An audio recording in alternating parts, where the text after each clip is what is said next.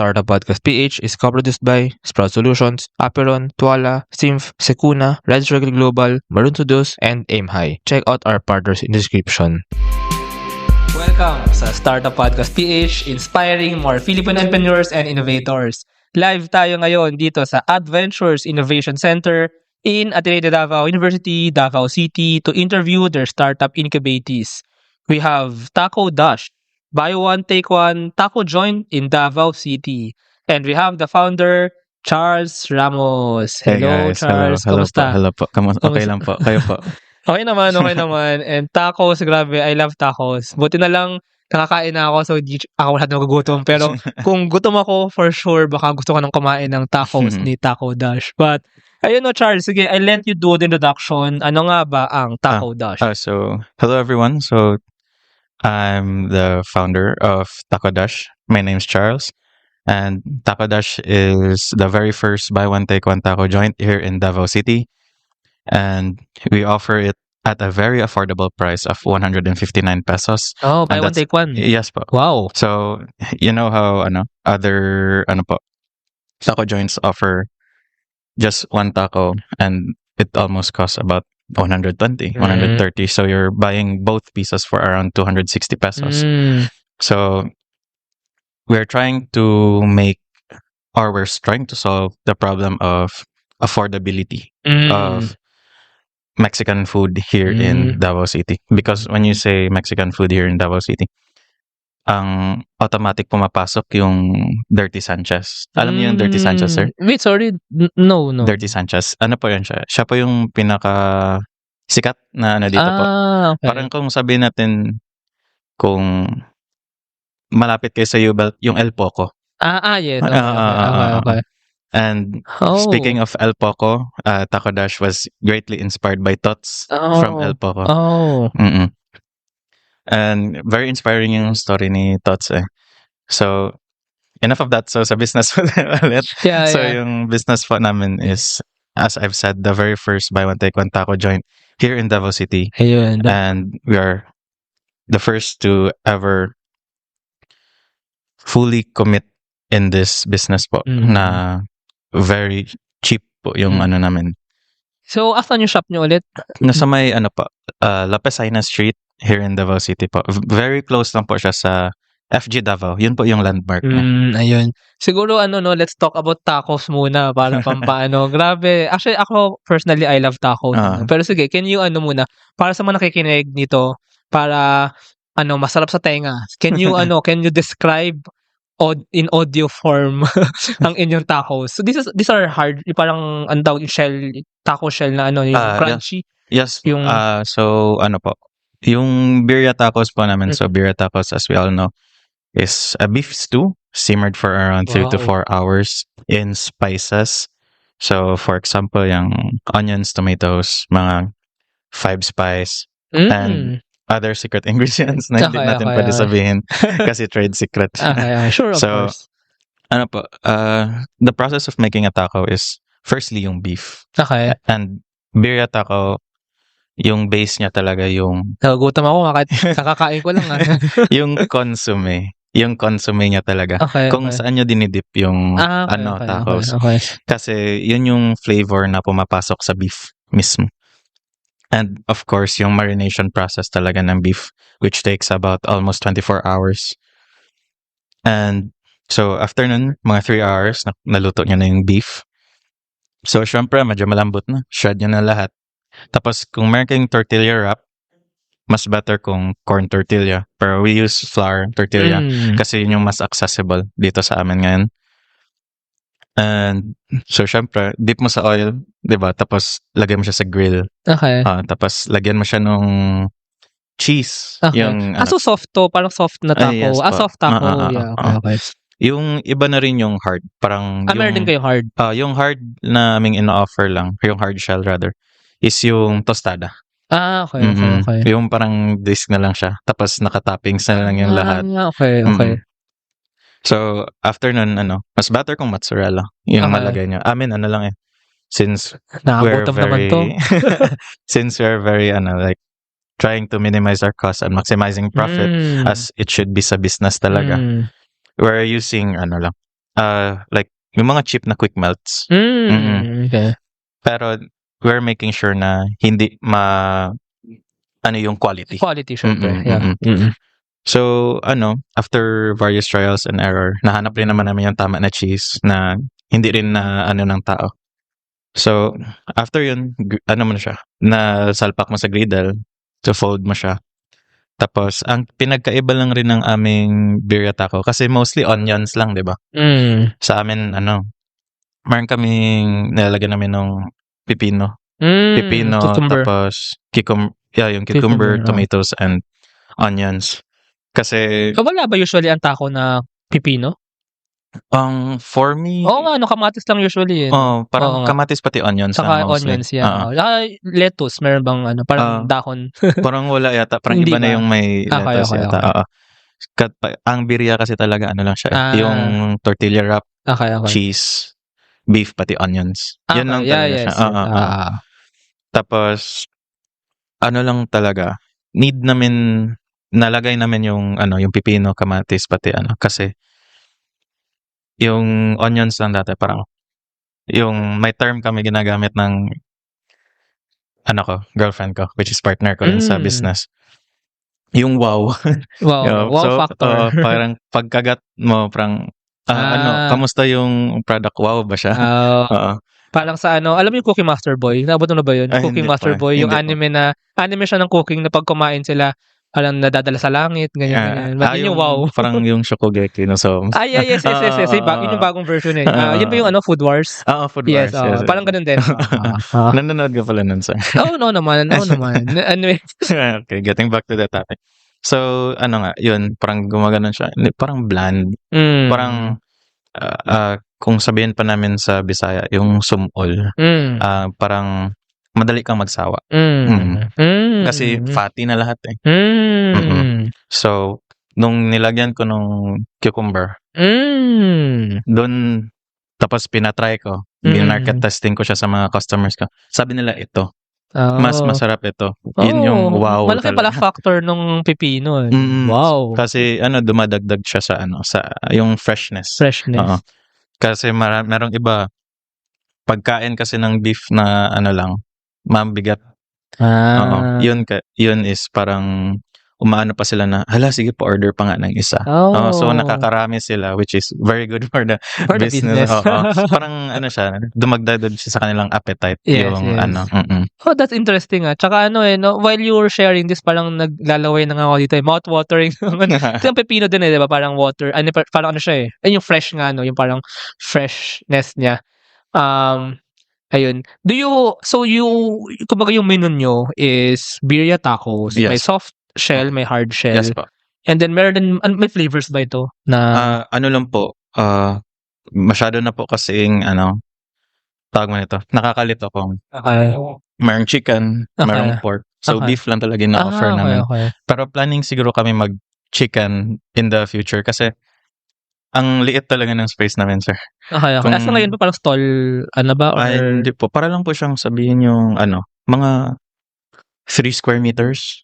Pero siya, enclosed siya na. Yes po. I'll go sa shop ninyo. Sige. And sige then po, sir, I'll take some photos and then post it sa page ng Startup Podcast page. So parang siyang 3 square meters pero closed siya. So yes, may aircon naman sa loob or hindi po, sir. Hindi po rin, talaga siya. So, parang semi-alfresco. Semi-alfresco. Okay, gets. Ang okay lang rin sa location kasi namin, sir, nasa daan siya. Along the highway. So, yung foot traffic is very good yung foot Sige, traffic. I'll visit the shop and I'll buy, of course. Try I'll buy niyo po one, bukas. take Open one. kami bukas. Hindi, baka meron pa akong podcast bukas eh. Baka sometime this week.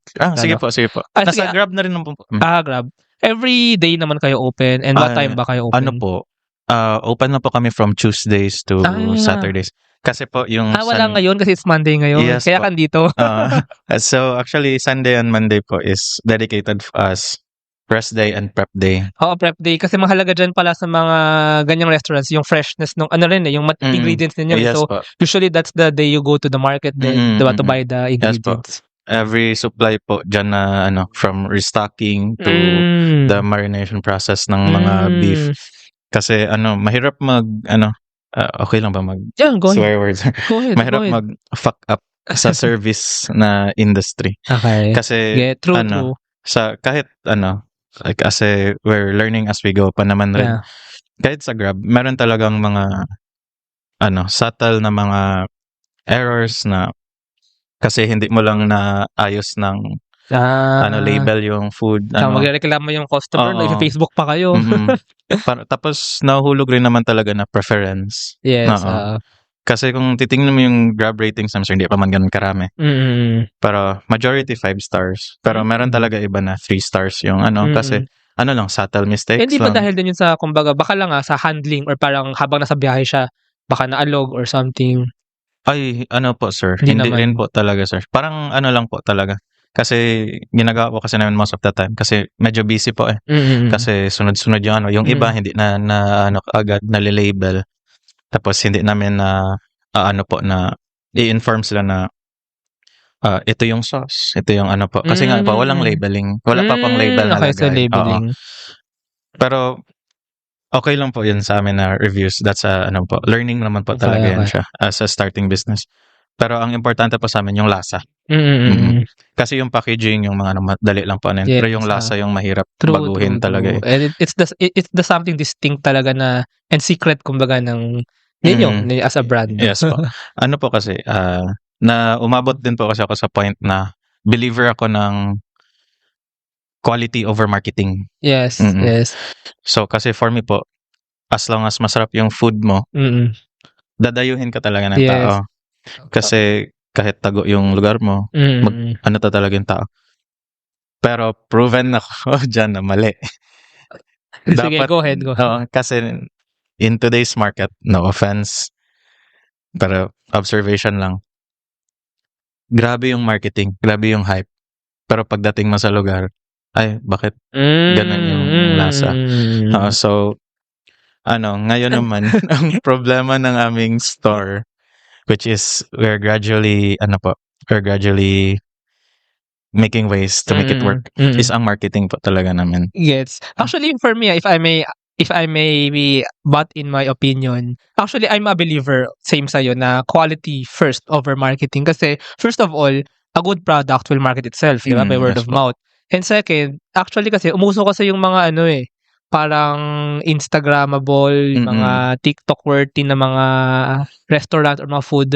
Pero sa picture lang. Sa video lang, di ba? So I think for me pa rin, although I think in the future you still need and you still will benefit a lot if you do TikTok marketing, IG marketing, pero I think that's a good path na focus on the quality and the distinctiveness muna nung inyong product nga, di ba? Yes po.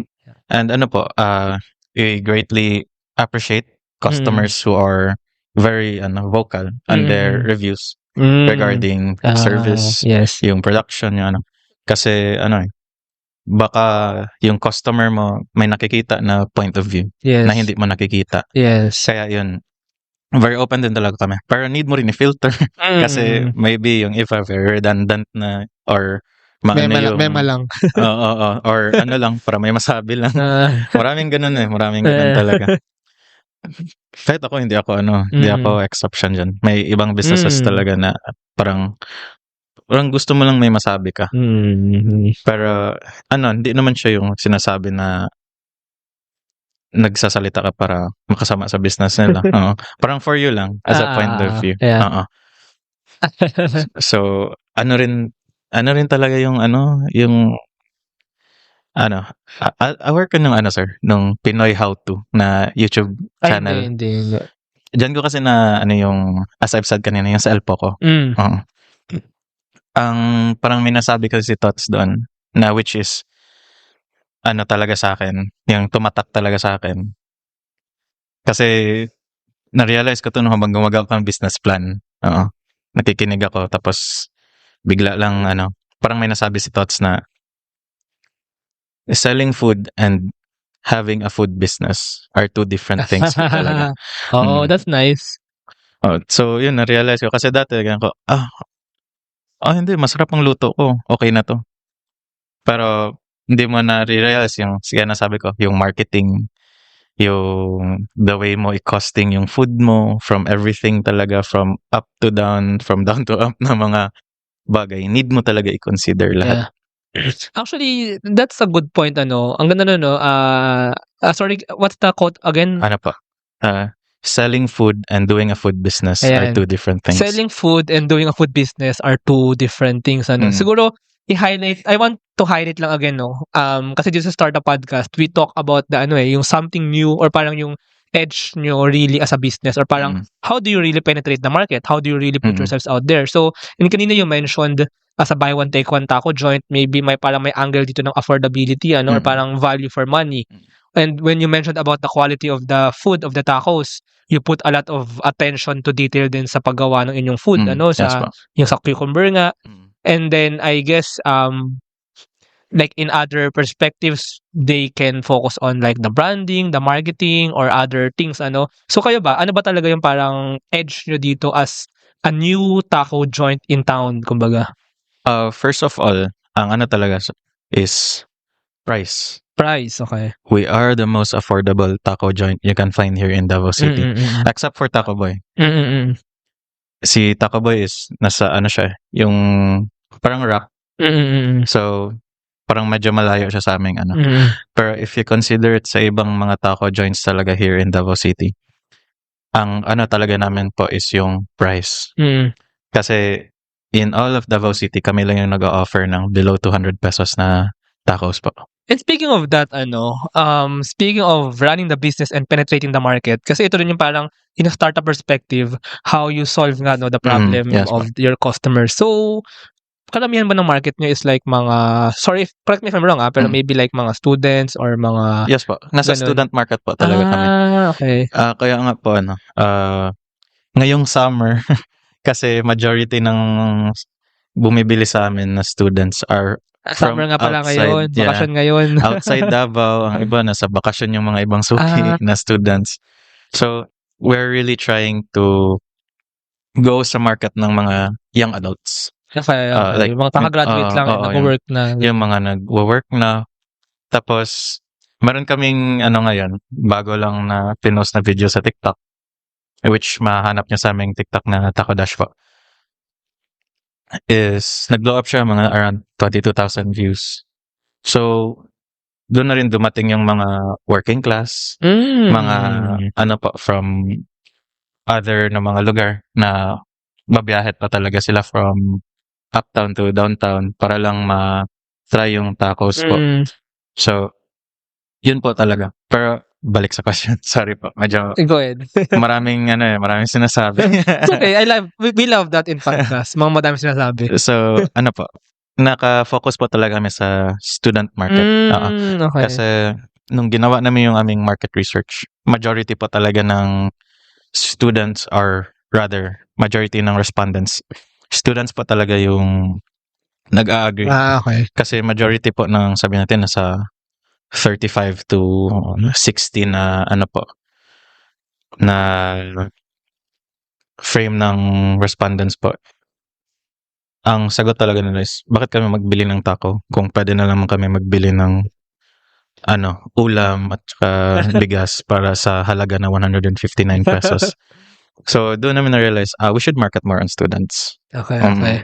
Okay. Well, for me, siguro ang answer ko doon lang kasi ako personally, dumating ako sa stage na as I love Mexican food, I love dumating ako sa stage na, well, I'm from Manila although I think baka mas fun nga if I did this here in Davao inisa-isa ko yung mga taco shop, mga burrito shop dahil I just want to eat that kind of food so parang may ganung mga tao din talaga and I think for students din this is para maiba naman, hindi naman puro siomai rice, hindi naman puro, diba? At least you give them variety din with their budget. Kasi I think, kung buy one take one yan, may mga gumagawa ba na they can share? Parang isa sa akin, isa sa'yo. 2 tao na yun, diba? Yes pa. May ganun bang mga buibili? Pero pag isang tao lang ba yung buy one take one na yun? Yung, meron po iba, nagsha-share sila sa isang order kasi dalawa na po yun sa isang order. 2 tao sa isang order. Pero meron po talagang iba ma-order, dalawahan sila lang kumakain. Tapos pag nakikita ko, kaya nila itong ubusin. So parang tig 80 pesos doon. Oo. Tapos pagdating nila sa kasi beef mabigat. So abot pa rin sa, sir, pa-take out na lang namin, sir. Hindi pa rin nila makakain. So, mga gano'ng kalaki yung taco if you, can you describe it lang? Kung sabihin pa natin yung Yung shell. Yung shell lang po talaga. Mga 5 inches po. Okay. Oo. So, may mga hindi nakakaubos nun? I mean, na student? Meron po okay. talagang, Dapat mabigat yung beef. ano po talaga kasi naglalagay kami at least 50 grams of beef So, marami po talaga siya. So, dahil sa karne yan, no? Meaty po talaga siya yung namin. Tapos, considering flour tortilla, so, Okay. mag-expand talaga sa tiyan, ganun. And then again, no, about dun sa location. So, hindi ko so familiar sa Lopez High na, no? Actually, kakadating ko lang ng Davao kahapon and first time ko sa Davao. Malapit ba yan sa mga schools? Yes po, malapit po siya sa ilang schools ba? Mga 5 po. Ano mga schools?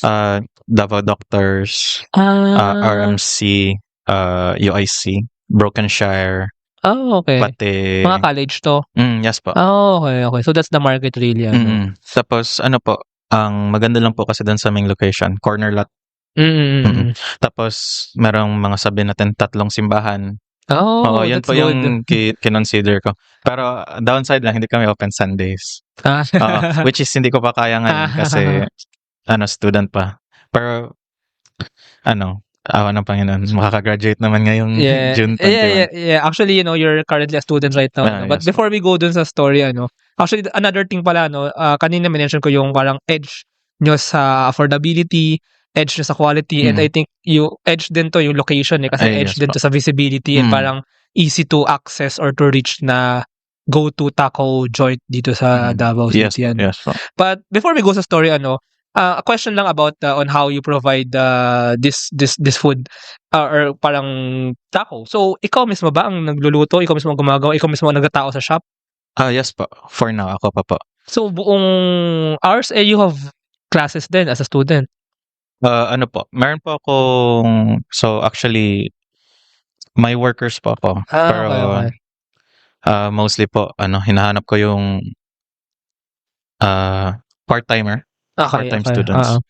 Kasi I believe in giving opportunities to students kasi not everyone can have a job na medyo relax yung time frame, yung na nag-earn pa rin sila ng pera, ganun. So isa pa talaga yan sa naging mission ko for this business po is to give more opportunities to people through this business po talaga. And since malapit din sa school, if they're a working student, they can work part-time pag hindi nila class, they can work part-time in Taco Dash. And they have class, they go to the class na malapit na lang din. Yes so, po, yes advantage din for them. But minsan, pag wala yung part-time workers, ikaw ang nagtatao mismo. Kami po ng girlfriend ko po. Okay. Kami po ang tumatao talaga doon.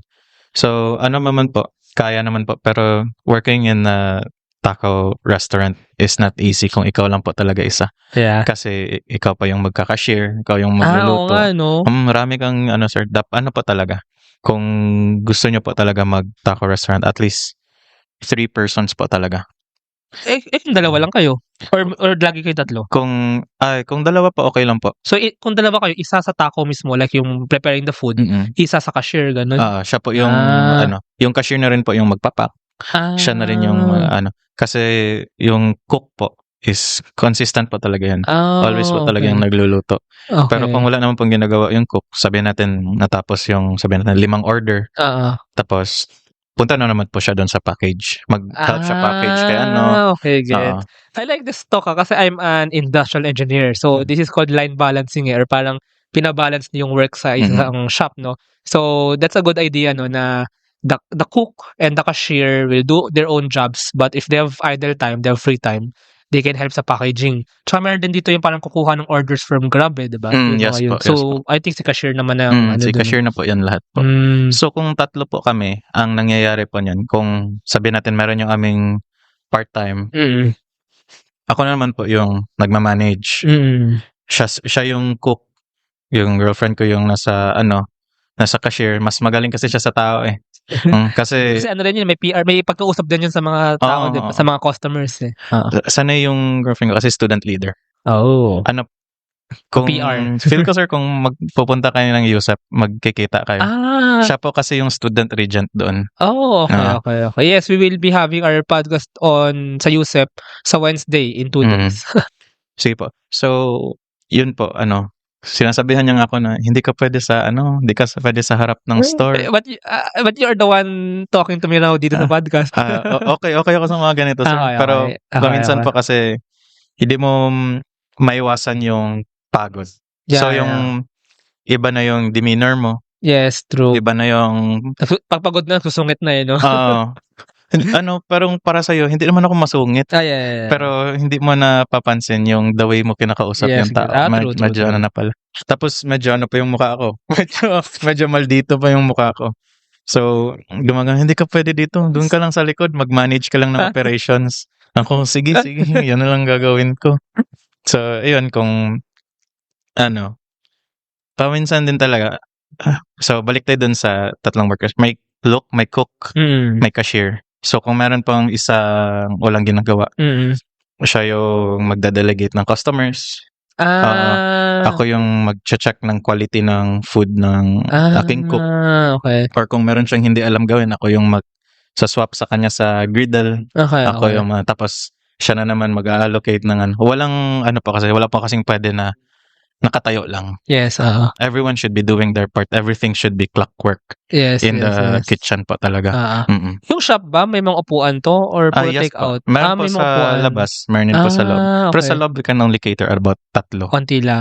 Pero sa labas po, we can cater about Maraming nagte-take out? Or... majority po talaga take out. Okay. Take out po talaga kasi yung taco po talaga. Napapansin ko po. And then ang question ko dito about about on hiring part-time workers and taco making. I believe kasi taco is ito lalo na when you cook medyo may kailangan details eh. So mahirap ba or madali bang i-train kumbaga yung pagluluto nito? Or nagluluto din ba yung mga the people that you hire? So yeah, is it hard or easy? Kasi it's a trade, may secrets din to, 'di ba? So yes po. ayun, paano kumbaga yung anong thoughts mo in like on your part-time workers? Considering po yung part-time workers po namin, for me po, nakadepende po talaga sa tao eh.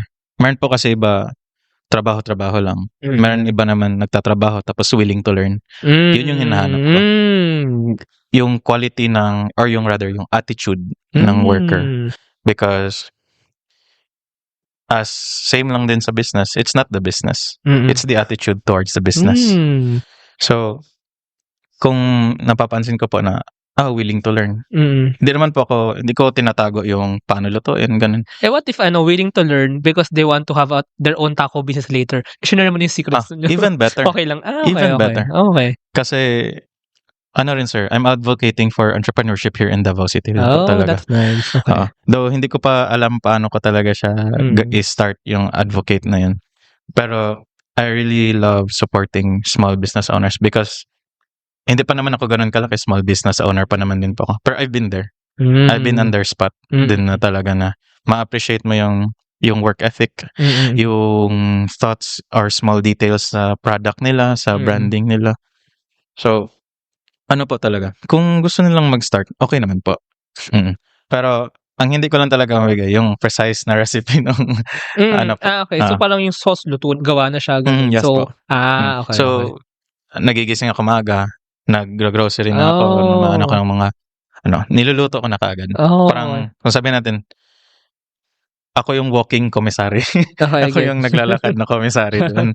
So, ang alam lang talaga nila gawin, yung product na mismo. Okay, gets. Okay, that's nice. Ang galing, no? Actually, thank you for sharing these thoughts. These are actually good entrepreneurial tidbits na marinig ng ating mga listeners. So, thank you for sharing about that.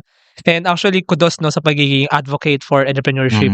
Well, yun din naman ang advocacy ng Startup Podcast, to raise or to inspire more entrepreneurs and innovators. Yes. Is payroll processing taking too much of your time? Introducing Sprout Payroll Starter. For as low as 5,000 pesos per month, you get a team of experts to help you with your payroll and HR needs. We'll help compute and process payroll, handle all your government compliance requirements, and automate timekeeping. Leave the payroll to us so you can focus on growing your business. Enjoy peace of mind with Sprout Payroll Starter.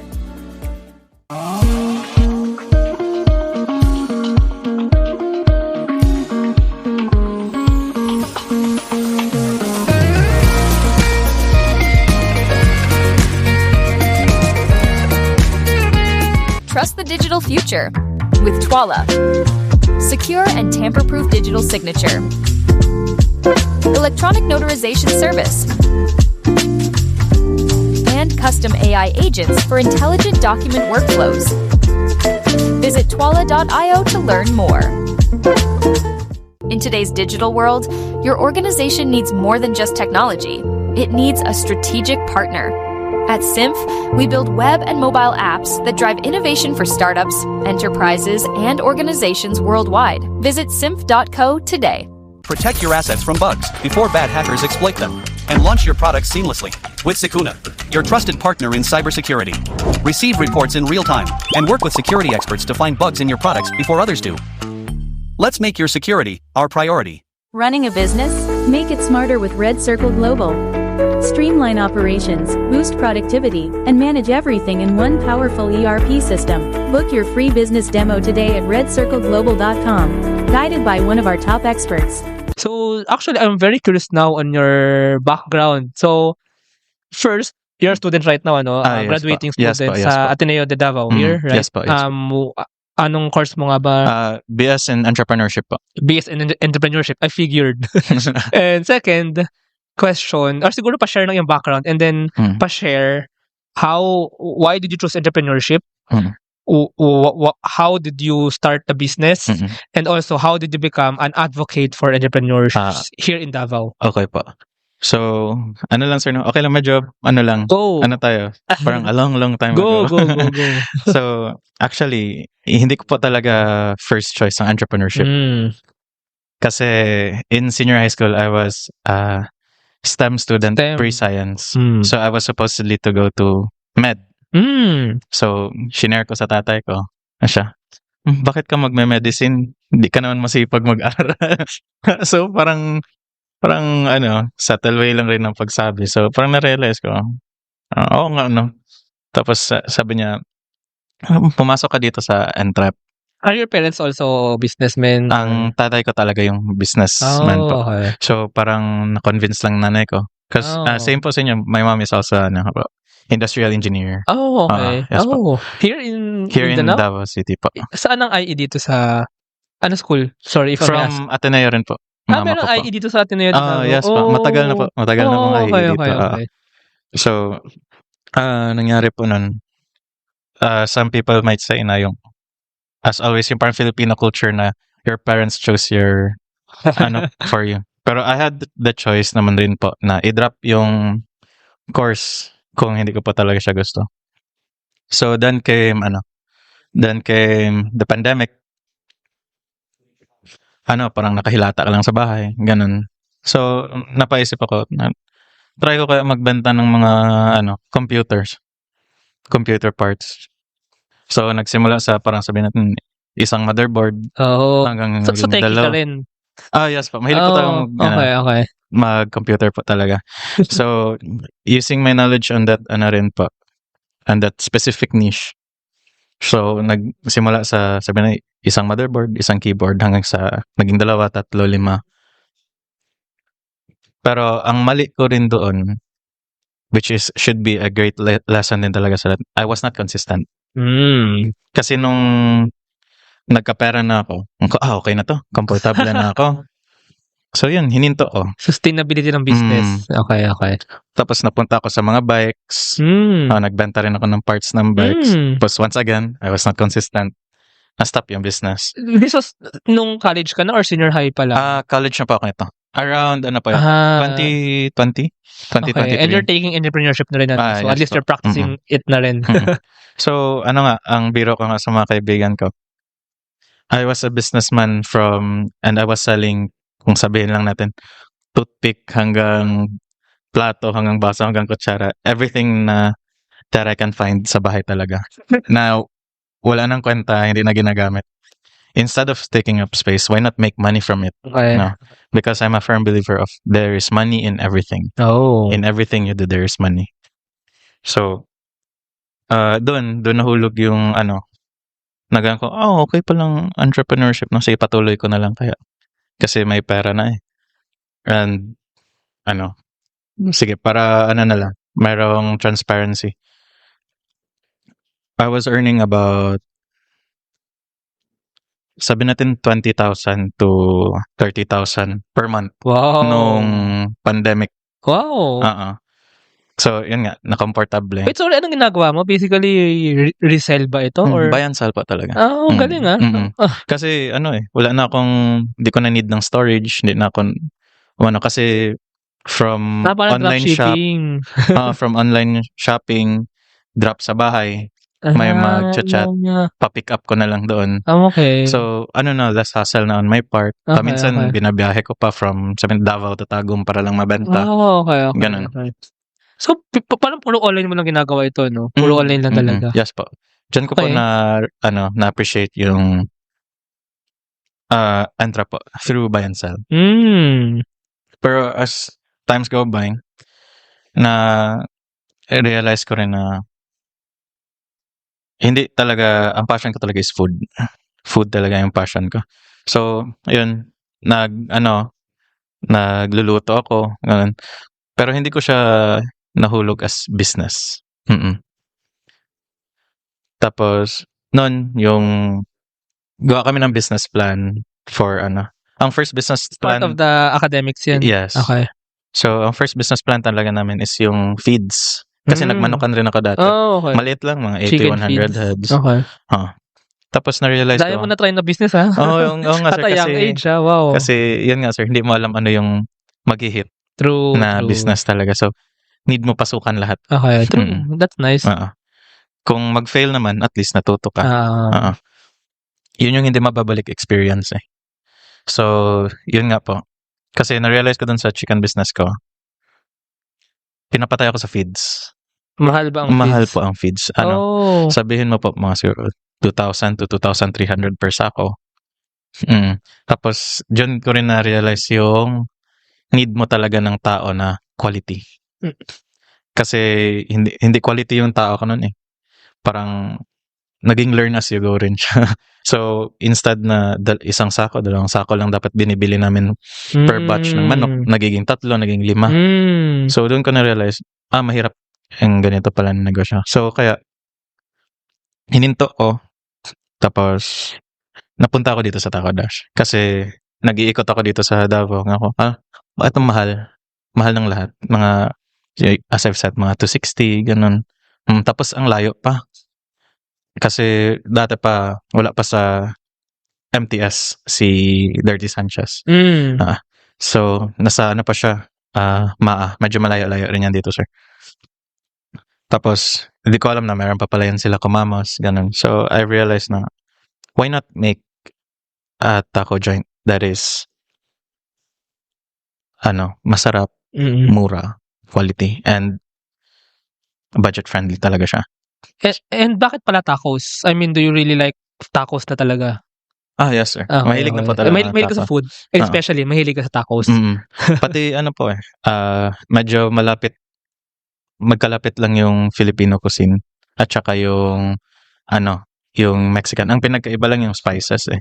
Meron sila yung mga guajillo chile, mga So, ganun. do you are all the ingredients you find it local here? Yes po. Okay. So, it's not really what you'd call really an authentic birria taco. Kasi I was switching up things na mas dito sa locally and helping local na lang rin, local businesses on their part. So, yun po hanggang sa nakahanap ng mga tama na suppliers for that specific Pero ang naging mahirap din po talaga nito yung costing. Kasi dati 99 pesos lang, 2 na. Hanggang sa yun nga, as I've said, kasi dati ako, yung luto lang. Pero as I've started to grow and na-realize ko na wala man pala ako di man dapat pala luto lang ng luto. Dapat food business ako. Yes, true. I should be aware sa aking costing, sa aking pricing. So hanggang ganun, hopefully maging 159 talaga siya hanggang magtagal.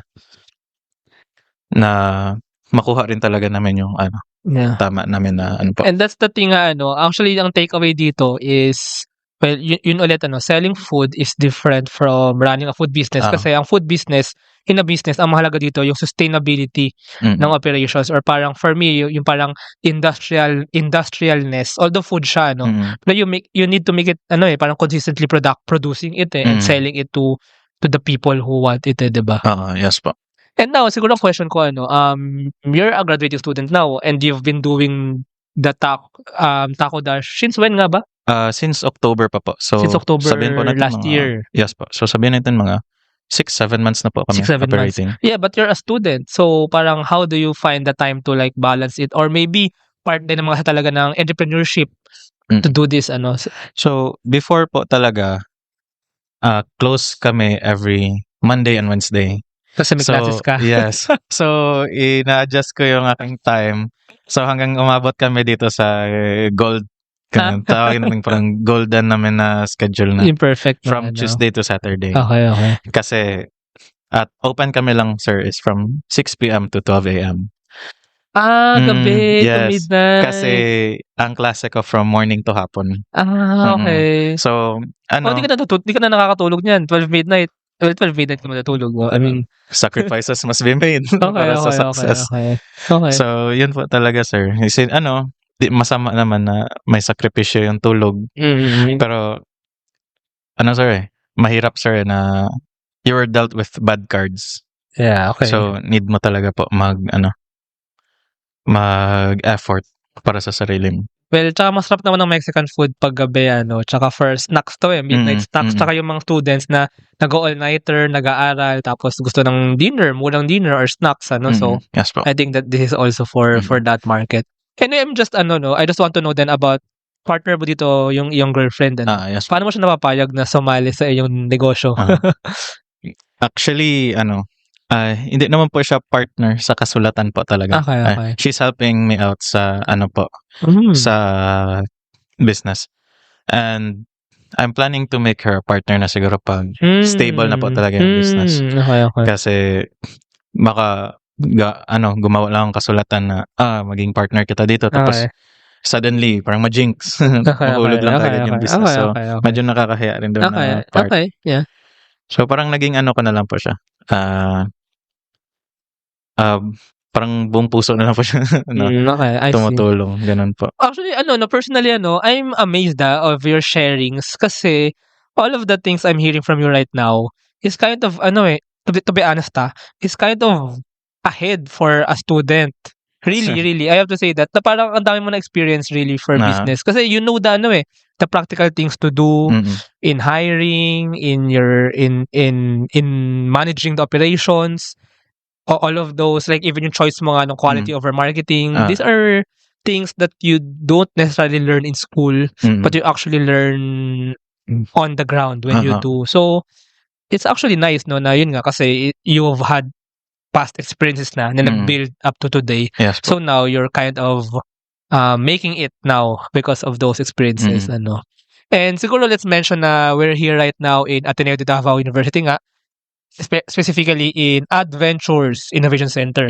So, paano ka nga ba, or why did you want to be incubated here? And parang ano yung ina-expect mo as an incubatee of this program or of this center? Very nice po dito kasi yung network. Yun po kasi yung food business is all about having as many friends as you can po talaga. Oo. Kasi sila na yung first line of marketing mo. Sila yung unang magsasalita, sila yung And Ateneo can po talaga. Really give you the hindi mo naman siguro talaga masatawag na experience, pero very precise yung theory. So, sabihin natin in terms of mga future mo na earnings, ganito, and very nice ang talaga natin na yun. In terms of yung mga accounting, very strict sila, especially sa entrepreneurship. Very strict talaga on numbers. And theory din talaga yung po. Pero iba po talaga yung ma-experience mo. And very nice lang din po kay Ateneo de Davao. Mayroon po kasi kaming Entrep Hub. So for students from first year to fourth year, everyone can do business. Pero dito lang po talaga sa school. Which is not bad for start man talaga. Ang pinagkaiba lang po talaga is, hindi ako nag-start sa school ng Taco Dash ko po. Dumiretso talaga sa labas. Kasi ayaw ko po yung parang nasa isang lugar lang. Mm-mm. Kasi kung limited lang po kay Ateneo, si Ateneo lang po. Kung anong oras siya magbubukas, doon ako magbubukas. Anong oras siya Mga magsasara, students lang din doon ako magsasara. Oo. And food should not be limited po kasi talaga in terms of business po talaga. Kasi it should be, sabihin natin, Ateneo, SPC, the working class, mga everyone should be able to buy it. Kasi hindi mo masasabi kung mahina yung sales mo dito sa Ateneo. Hindi mo rin masasabi kung malakas ka sa labas. So, other markets kumbaga. mas maganda yung wide. Yes. Malapad yung ano mo, yung customer base mo. So, kaya hindi ako mauna dito sa ano. However, nag-start din ako sa Entrepub. Nagsilugan ako sa nagsilug ako. So, doon ko nakuha yung experience na working under pressure na meron ka talagang customers na ano. Kaya yan, kahit ilang customer yung bumibili sa shop namin, di na ako na-pressure. Kasi alam ko na yung galaw, alam ko na yung ano. No, that experience really. Nandun na yung headspace mo, sir ba? Ang sabihin natin. Tapos, ano rin talaga, dapat po talaga, may system ka po talaga in those things. Kung ano na yung mga pwede mo i-prepare ahead of time, should be prepared ahead of time. Tapos, rin po talaga, sabihin natin, di ba kung sabi natin sa industrial engineering, sir, ang goal nyo is to shorten the time. Efficiency. For efficiency. The cycle time, what we call. Ng isang production. Like the time needed to produce the food, the taco, for example. Yun po. So, kaya nga po, sa shop namin, malapit yung gulay, malapit yung kasi everything should be within arm's reach. Kahit maliit naman po, everything is within arm's reach naman po talaga. Pero at least, mabilis po ba? Hindi ka na nahihirapan. Hindi ka na yung naghahanap ka pa, nasaan yung baka, nasaan yung tortilla wrap. Everything should be within arm's reach pa talaga. Tapos lahat naka-label. That's good.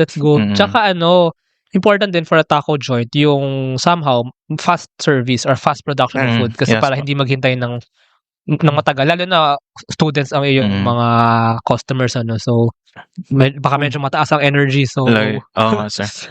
Actually dati sir kami yung opening, yan naman po talaga yung sabi natin yung peak ng isang business kasi 99 pesos pa kami ng dati sir. Imagine lang sir, 99 pesos yung isang order, umaabot kami at least 10,000 pesos gross sa isang araw. So, isip yung rami ng customer, ganun. Pero yung problema namin sa operations, yung electric na stove, sir, matagal yung luto. So, parang naging part din siya ng problem namin sa aming shop earlier. Kasi, hindi pa kami yung naka-gas stove, sir. Yung griddle talaga. So, meron naming customer. So, ang waiting line, mga at least 10. Mga 10, mga 15 na tao. Na umaalis na lang kasi tagal yung service. Okay. So, once again, naging experience siya. So, nag-upgrade up to griddle, which takes our, at least cooking time, at least 5 to 10 minutes per, Pero maganda rin po yung space ng griddle. Marami kang maluluto at saka mabilis. Yun po talaga. Mas gusto ko I'll visit really the shop. And I hope I see you there, no? So, sige. Gabi, no? So, gabi, 6 p.m. to 12 a.m. Tapos, naman, Tuesday to Saturday po. Sige. Meron naman din po kami sa Grab. I want to see the shop Sige po. And I want to visit you there. So, ikaw makikita ko naman dun, no? Or baka malamang naman nandun pa kita sa Facebook, sir. Sige. Tapos send ako location sa inyo. And I'm just curious lang pala dun sa Entrepub and yung ito, no? sa Ateneo Entrepreneurship ba, meron kayong parang implementation ng business. So ito na ba yung parang business that Yes po. ito na yung part ng requirements mo rin? Yes po. Kung sabihin natin sa ibang course, ito yung OJT namin. Yes. Oo. Okay. So, ano po kami? Required kami mag-implement na isang negosyo Okay. na approved by our panels, our thesis Yes. panels na I'm ano po sure talaga. pasadong-pasado ka and baka ano ka pa dito. Ano nga bang grading system sa Ateneo? Ano po? bang highest ano A+, 100, Uno? Yun pa, A+. A+. Letters yun. Pero Letters. sa ibang school po, di ba, is sabihin 1 yung 1 yung A. Uno. Sa amin po is 4. Oo, 4. Oo nga. So, but I'm pretty sure from your panels, I think you'll get A+ na dito kasi kung ito na ang iyong ipapasa for that requirement. But ayun, grabe maraming salamat Charles for sharing all of this. This is actually wisdom na even if you're very young pero like wisdom in starting up a business, in kumbaga really building it from scratch. You've actually shared a lot now.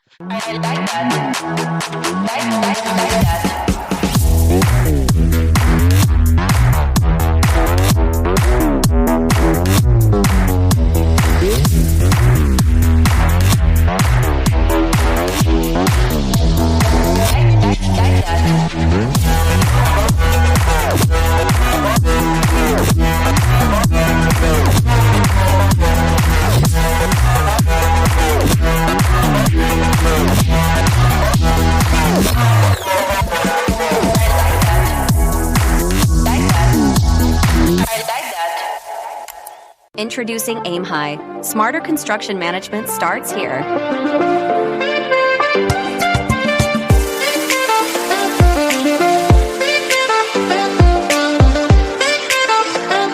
Monitor costs and progress with real-time insights. Plan ahead and adapt with streamlined scheduling tools. Make data-driven decisions to avoid costly delays. Increase efficiency and profit with Aim High.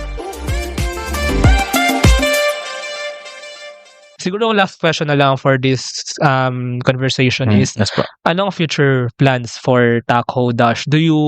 Actually, ang question ko here is, do you want to expand yung current shop to make it bigger? Or do you want to have more branches? Or maybe more menu, more food? So ano ba yung parang nakikita mo future? For me lang po, firstly is to set up a system po talaga Wow. na makatakbo yung negosyo na wala ako. Kasi yun yung pinakaunang scam na naano ko sa negosyo. I should be starting a business para may time ako sa sarili ko. True. Unknowingly, 24/7 doon ako. Hindi ko pa talaga, wala akong time sa sarili ko for now, which is a great sacrifice very po good. talaga. That's a very good answer, to be honest. That's a very good answer. I haven't heard that actually, I think that's the first time I've heard of that here in my interviews, pero that's a very good answer. To really put up a system na, kumbaga it's working on its own.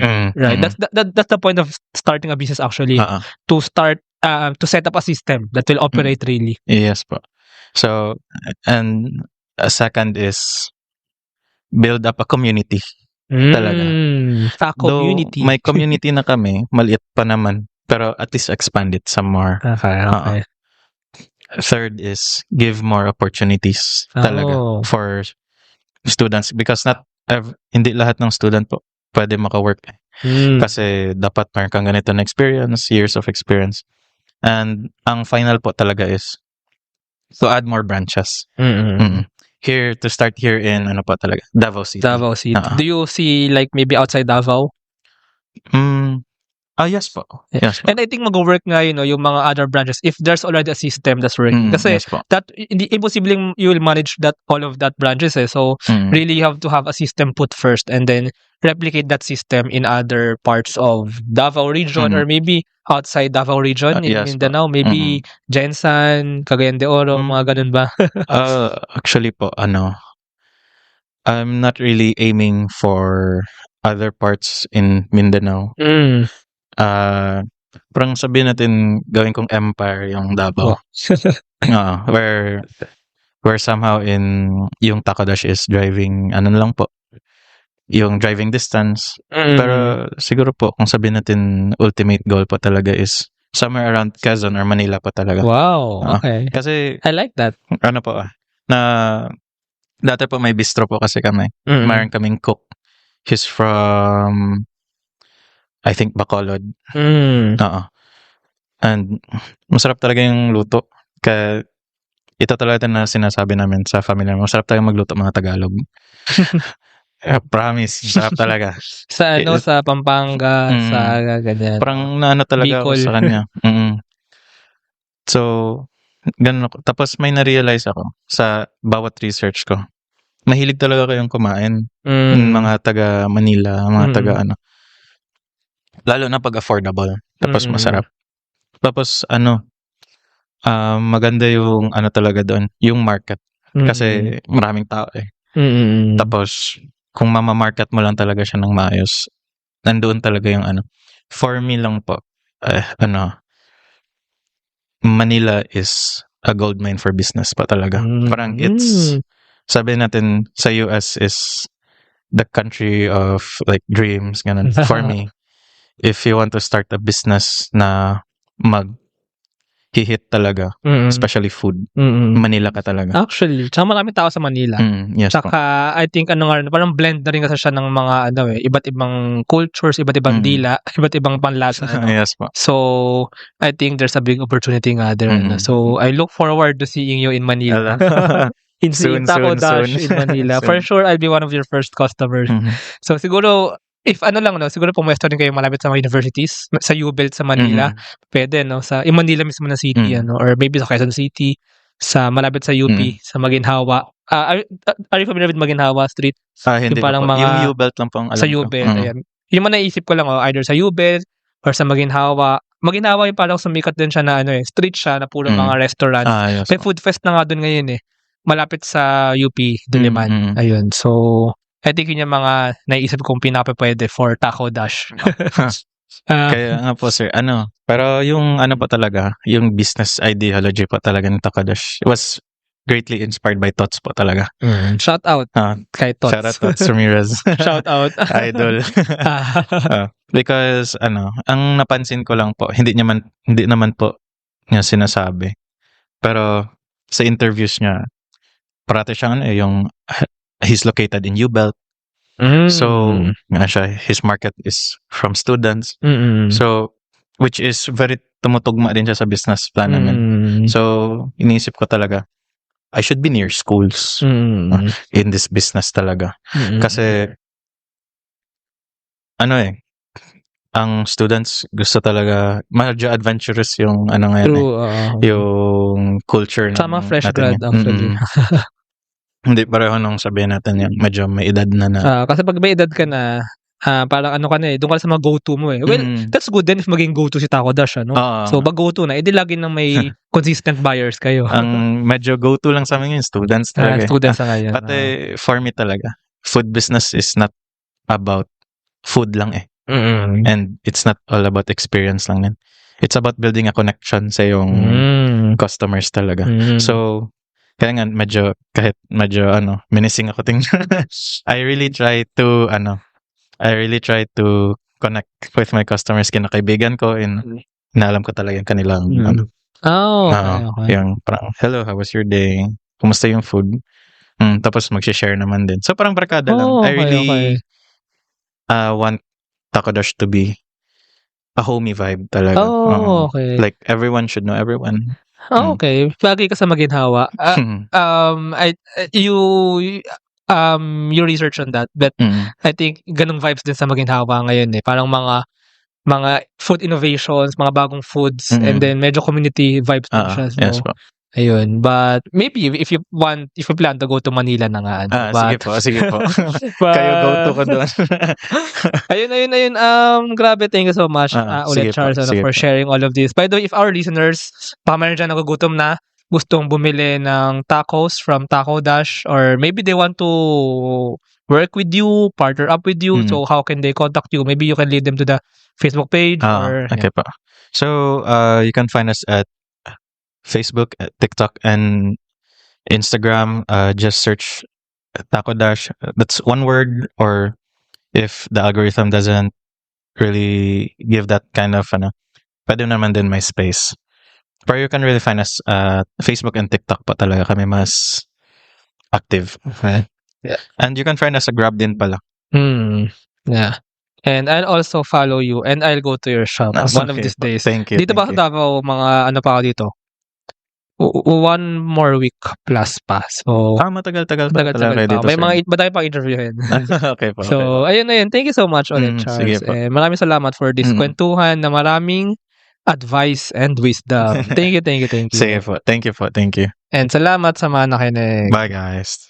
Thank you very much to our 60 patrons. This episode is super powered by AskLex PH Academy, our official e-learning partner with certifications on Lean Six Sigma, product management, data science, and more. Pixel by ePlayment. Turn content into opportunities and funds into real community with Pixel by ePlayment. Sign up now at pixel.eplayment.co. School of Profits, Filipino-led community for aspiring freelancers, VAs, agency builders, and online earners. Built to help you start, grow, and earn online together. Founders Launchpad, our ecosystem partner. Early stage accelerator providing venture capital funding, operational support, and mentorship. Hire BC Solutions, provider of the most configurable cloud-based payroll system in the Philippines. Agile Data Solutions, the Philippines' fastest growing market insights tech company with data gathering platform Hustle PH. Smile Checks, streamline hiring and onboarding with automated background checks. Cloud CFO, cloud accounting service provider for businesses ready to grow. Cloverly Tech, all-in-one digital platform for property developers. Paddy Beaties, accessible and personalized diabetes self-management application. HKB Digital Services, tech-based business tools including payroll, ticketing, and loyalty rewards. Hyperstocks, digital banking enabler for rural and thrift banks. One CFO, CFO services, bookkeeping and tax and payroll processing for startups and small businesses. Unawa, driving digital transformation with secure, legally enforceable electronic signatures and robust AML compliance. School Tech, all-in-one AI integrated school and learning management system.